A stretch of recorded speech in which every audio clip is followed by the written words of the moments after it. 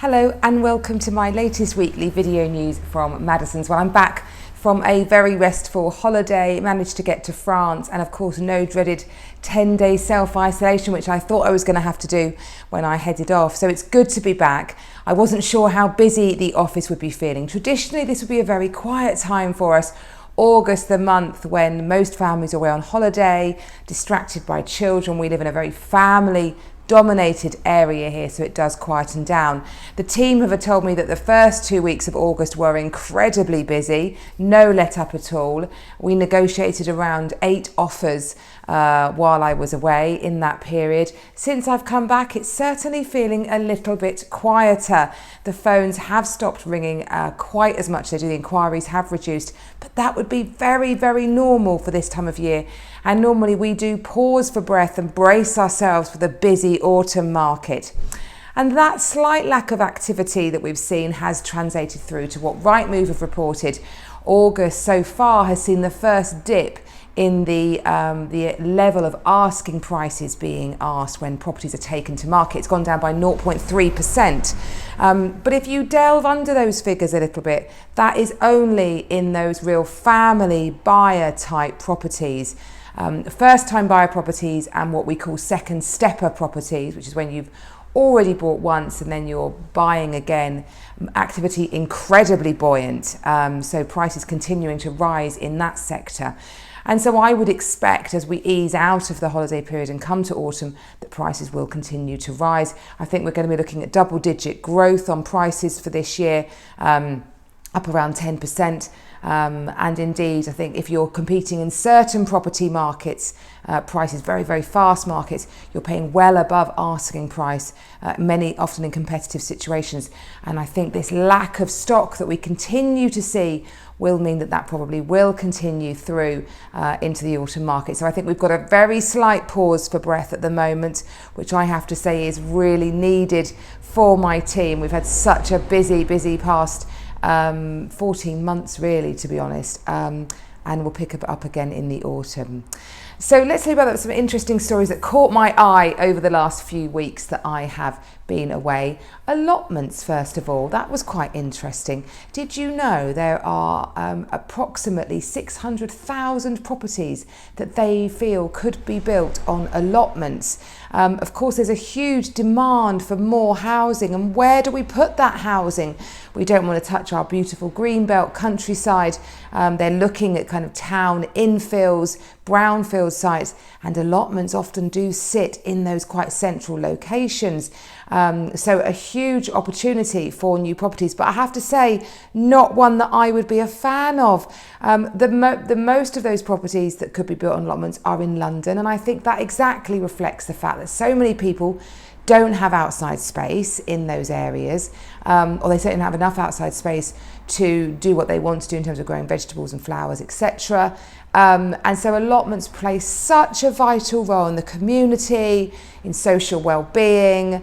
So I think go to other areas really. What about all those abandoned homes? They say there are so many unused, unoccupied, vacant homes that could easily address the housing shortage, far more than looking at those allotments.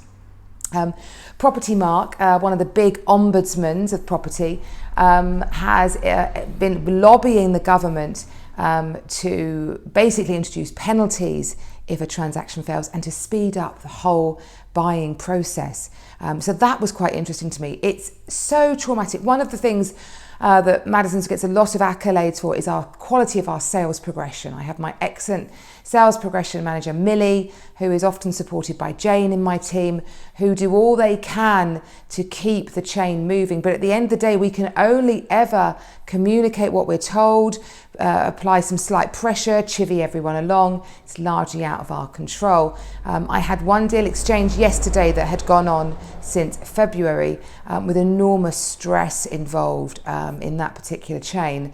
And so Property Mark wants to see the digitalisation of records. They want to see a lot more held electronically so that you get the information much quicker on those areas that might make you want to withdraw from a property deal, which means that then if you do withdraw, it's early on in the transaction and not late on. Of course, you could withdraw up to the day of exchange. Both buyer and seller can do that with huge financial implications for the other party, and also all the emotional trauma of that. It's horrific. Worst call I have to make, actually, that one. And so Property Mart looking at introducing digitalisation of records and financial penalties if you withdraw. So let's see what the government thinks of that. I think it would be great if it could happen. And let's have a little look at what's been going on, some headlines in the world of rental properties. Well, prices there have continued to rise as well. London saw the first rise in asking prices of rentals last month since the pandemic. So good to see that the capital is recovering a little as people return to work, but generally up almost 9% asking prices of rents. And that will make landlords feel happy because there is the minimum energy efficiency bill about to be debated in Parliament. It got mentioned, they've agreed it can go for debate, and it's basically looking at the minimum standard of rental properties, which currently means that if a rental property has an energy performance certificate grading of an E or below, you cannot rent it, have to improve it. They're looking at changing that to a C. It's estimated that would affect 29 billion pounds worth of renovations needed to properties, because so many would be affected by that. So the average cost they think to a landlord to improve the energy efficiency of property would be just under £10,000. So those increased rents would be needed. It's such a delicate balance again, isn't it? We're talking about a lot of balances here. Demand for homes, don't build on allotments. Forest fires raging in France because of climate change. We need to address these things. We need to make some difficult decisions if we're going to make an impact into this area. As many of you know, I'm about to build my own home, and energy efficiency is very, very high on my agenda. Something I do feel quite passionately about. But equally, I live in a town filled with beautiful period properties, which are stunning to look at. Not the most energy efficient, despite what you can do to them, but they are so beautiful and give so much other colour and richness to our world. So such a difficult balance, as always, amongst many of these big issues.